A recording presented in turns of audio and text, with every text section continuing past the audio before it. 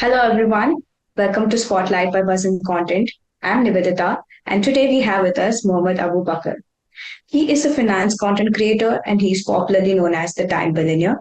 Let's learn more about him in his own words. Hi Nivedita, nice meeting you. Hello.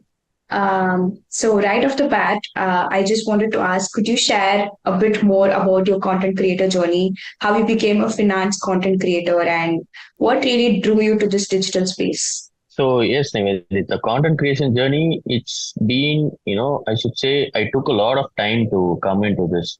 To start with, I have a co-founder in my interior design business. His name is Salman. I first asked him to start creating content in 2021. Yeah, in 2021, because that's when after COVID, we realized content creation has been coming up. All the entrepreneurs have started to do personal branding. So for business, we were also paying a lot of content creators to, promote our brand. So more, as and when the expenses got above our expectation, we thought the paying other content creators to promote our brand is not going to be a viable option. So we decided to create our own content for our company. So first, my co-founder started creating content on interior design, and I was behind the scene guiding him, teaching him, and also simultaneously learning along with him. As I was seeing him doing it, I got very curious, and I thought, why not? I also try something. And when I decided to try, I took like almost 1 year to get prepared for it. By the time I wanted to do it, my team also suggested me to create content on interior design and about our business. But I said, why I have to do that? Because already a person doing it. So I thought I was asking myself a question: what is something which I want to teach people and what I'm good at. So that's when I realized, being an entrepreneur for the past 10 years, I'm always good at how money works and also how time works. So I took this topic, to teach people how to save money and time. And that's how Time Billionaire Abu Instagram handle was born. So I'm very curious. Since childhood, I've always been that curious kid learning how business works, how time works, and how money works. So this is how we started this. Oh, that's interesting. And we also did the spotlight session with Salman as well. So he did explain a bit more about tint, tone, and shade and all that. Oh, okay, nice. Yeah. So, as you said, you went into content creation, especially in finance, because that's what you felt you were good at. So, can you point out the breakthrough reel or whatever post made you gain too many followers, or like you saw a surge in following when you realized, oh, this is working? Okay, this was actually a surreal moment for me because since you asked which was my turning point, I should say that even my first reel went viral. That's not because I know a lot of things. Maybe because I was observing what other content creators are doing, and since I've been in this field for almost 2 years, back in 2023, even my first reel went viral, but it took some time. So I don't have any that turning point. Uh, right from the first reel, like all the reels start going viral for me.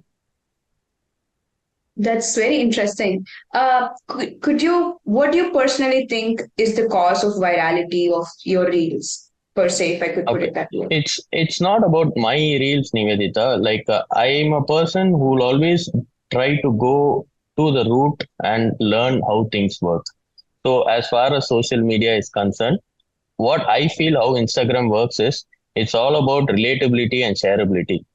So if you can create a content which your audience would relate to and they also wanted to share it with their friends and family, no, I think that's the main thing you can actually figure out in creating content. So since I'm talking about money and time, which is something will relate to everyone, let's say if I have a friend, he wants to know about credit cards, we post a video about credit card. And if someone wants to know how UPI works and what are the small things to learn about UPI and other payment networks, we post a reel about it. So it's all about relatability. Everyone wants to know about it and everyone wants to share it with their friends. So that's the main thing you need to consider while creating content. That sounds interesting. Relatability and shareability. So, does this apply when you create content for brands as well? Like, what has been your experience of working with brands and brand partnerships? Yes, yes. So brands see my reels somehow randomly on the feed, and they find it interesting, and they themselves will approach us. So whatever, when a brand comes to us, they will ask us to do the same kind of content I do for any kind of topic. So even if, say, for example, I did an organic post for Baskin Robbins. A lot of people doesn't know Baskin Robbins gives 31% discount on every 31st. That's something a lot of people doesn't know. So that reel went viral. So similarly, when for example a brand like Amazon comes to me, they also wanted to make a reel, uh, the thing which people doesn't know about Amazon, and we tell to people, and even that reel goes viral. So I don't see any secret formula for this. We are just trying to repeat whatever is working. And as far as the brands accept, our format, the still the reels go viral for them also. Also, maintaining ethical standards in brand collaborations, etc., is crucial for creators and brands as well. So, how do you ensure that the brands you collaborate with, they resonate with your values and creativity? How do you make sure none of it is compromised? That's a nice question, by the way. So yes, before we sign up with a brand, we have a due diligence team. We always make sure, first of all, we are not going to get into any trouble. Let's say, as a finance influencer, I would not do a brand deal with any kind of gambling companies or for any tobacco related company. We have our own ethics. Apart from that, if there's any good brand who wants to promote their unique product, I think we are fine with it. And after the due diligence, we'll just go ahead with the concept. Got it. So, as you were talking about being a finance influencer, the government has laid out regulations for finance influencers quite recently. So, how do you cope up with it? Like, how do you ensure that, as an influencer, you also follow the regulations as well as keep your audience's line and do not compromise on your creativity? So, as you said, there's a lot more scrutiny coming up for finance influencer. That's why I would all nowadays I started to call myself as an infotainment influencer, because we don't want to get into trouble. Since I'm an entrepreneur, I have other works and other business to take care of. So as far as I'm concerned, I'm trying to reduce, all types of investment advices to people, and I started sharing more general theme to people. So we don't want to get into that, gray area where we might get into trouble later. Following on the same thing, I would like to ask if there are a few tips that you would like to give your fellow influencers for following such regulations. See, I'll tell my case, Nivedita. So since I'm an entrepreneur, I'm creating content out of my own passion. So I don't have any need, for to go to any extent to take risk or promote any wrong products or wrong brands. So money is not a big deal for us. But when there's a new in finance influencer coming into the field, I can see they are taking a lot of risk promoting even gambling products. So see, money is one thing which is always going to come to, but for money we cannot compromise our brand. So I would say, first, think what we are doing, and then decide whether to go on with a brand deal or not. Apart from brand deals, there are regulations related to content that influencers post as well. So, do you have any tips regarding that? Or general tips also for someone who's going to start out as a fin influencer? So general tips I always tell. See, I also have a program where I teach students how to create content on Instagram. So I roughly have about 30 to 40 students who's getting trained under me. The general mind blocks my students will have is, they already know what to do. They even would have shoot their first 5 reels, but mostly they will have mind blocks in like how the audience is going to respond or how they look on camera, and they wouldn't have posted those reels. All I advise them is to just hit the post button and then take feedback from your audience, and then move on from there. So being rigid or having a lot of mind blocks is not going to work. My only advice is for them to just post their reels.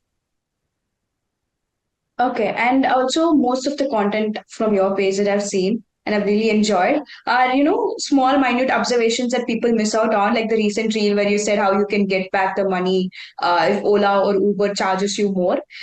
So those are such minute observations. So I just wanted to pick your brain and wanted to know how do you come up with your ideas for your reels? So the ideas which I come up with, it's all things which are happening in my own life. So all the problems I face, or the hacks which I find for myself. So it's nothing, I'm doing a lot of research and posting, creating content around that. It's nothing like that. Whatever problems I face, whatever like investing ideas I need, whatever credit card hacks I need, I just use it, experience it, and I teach it to my audience. So this is my only way of creating content. So authentic experience combined with your knowledge is the way Yes, to go. yes, yes. Got it. I just wanted to know what are some ideas or topics you feel the area of financial content creators have not covered yet, or you really want to cover in the future? Uh, there's nothing as such, but what I have figured out recently is lot of people are coming into this finance stuff, but this word finance influencer itself has become a cliche. So I Mm. wanted to cover now more broader topics, not only limiting to finance. So there are so many things to cover about, let's say, in a country like India, people, there are so many people, and there are very less legal advisors, or less, there's always a lot of demand for all the professional services needed in India. So covering topics much more than finance is what needed, I feel, right now. Got it. So expanding the scope of your creation is what you mean. Yes. Got it. I just wanted to ask on the same lines, like looking towards the future, generative AI has become a buzzword, and especially for content creators who provide educational entertainment content, like edutainment content. I just wanted to ask, how do you feel generative AI is going to take over slash going to help you in your content creation? Definitely, it's going to be the future, Nivedita. For example, today morning I was researching about a topic. Recently, I was watching a podcast of Nikhil Kamath. He was having this conversation with Bill Gates. He has almost the same question which you are asking me right now, like how generative AI is going to help, the influencers and all the people. So Bill Gates said he is also being very enthusiastic about it. He also particularly mentioned the demand for the demand which is there in the legal space. For example, today morning I was researching about an AI called Bharat GPT. So in a country like India, like there are a lot of people who cannot afford legal advice. So this GPT has come up with a solution. Let's say today I have a doubt. Let's say I lost something and I don't know what are the legal procedures to file a complaint and how to go about it.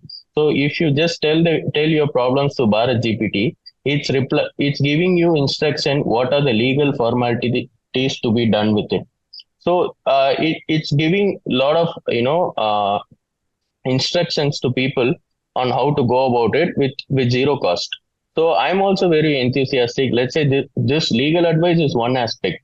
Let's what are there are so many aspects.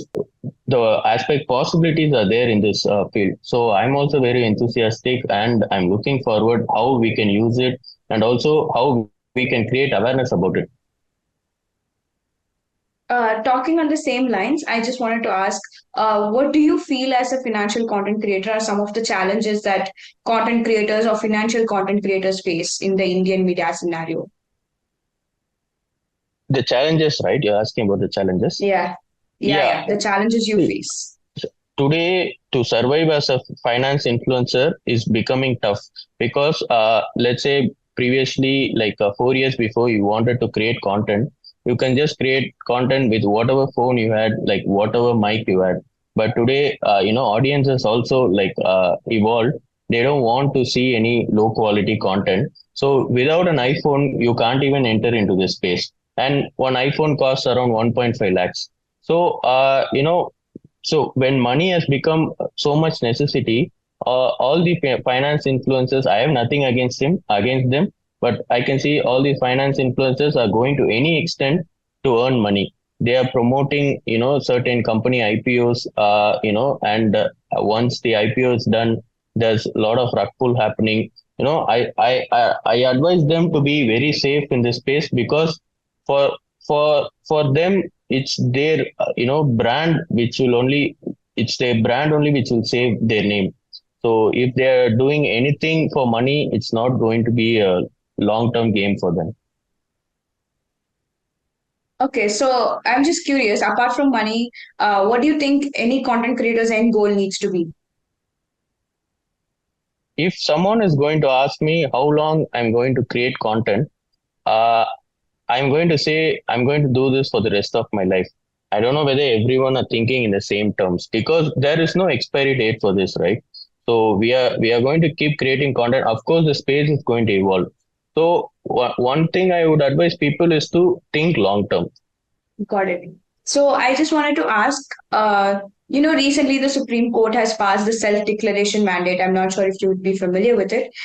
So Supreme Court has asked that all advertisers need to file a self-declaration mandate for all the advertisement that they're creating. So I just wanted to ask, how do you feel that's going to affect influencer marketing, if at all it gets there? Yes, I read about this in Twitter recently, and there has been a lot of buzz around this. The thing is, I don't think that mandate has a lot of clear instruction, because uh, I personally don't know how it works. And for a lot of brands, there are so many mediums. Let's say social media is one medium. There is newspaper, there's radio, there is television. I don't know how Supreme Court or the Indian government is going to make this process smooth for everyone. I'm just waiting, like a lot of people, to understand how it works. Okay, and talking on the same lines, what do you think is the future of influencer marketing and financial content creation? To be very honest, I don't know, Nivedita. Like it can be only figured out as we go on. Got it. So, what are some things a financial content creator can keep in mind while creating content and also for creating content that can evolve for the future? One thing, this again, it looks like the same question which you asked before. Like we can only figure out as and when we create and we move on, right? Like we cannot anticipate the future, right? Okay, what are some things you keep in mind while creating content? Where you're See, like, oh, this content is going to be timeless, like, at least will have relevance even if, the audience keeps changing. Is there some content like that that you feel? one question my team always keep asking me, like how long we can create such content and how long will be relevant. I always tell people that as humans, our attention span is coming down. And let's say today I made a Baskin Robin 31% discount video today, and within 1 or 2 months, everyone is going to forget about it. So what I'm going to do is I'm going to recreate the same video, as long as the Baskin Robbins offer is going to be there. Or for that matter, like there's also a credit card hack on Axis Bank Vistara card we posted a while back. I feel we can again recreate that content and post again. So that's how I think the future is going to be, because I don't know for how long I can come up with new ideas. Okay, so what you mean is you need to normalize falling back on your own content because it was yours. It's Yes, always going to yes, be yours. yeah. Okay, got it. Is there anything else you would like to add to this conversation? Because this was so insightful. Uh, Nothing much, Nivedita. I think I've like conveyed what all I have in mind now. Thank you. And thank you so much, Mohmed Abu, for joining us for this very insightful conversation. And thank you, everyone, for viewing. And we'll be back soon with a new guest for Spotlight by BuzzInContent. Thank you. Thank you.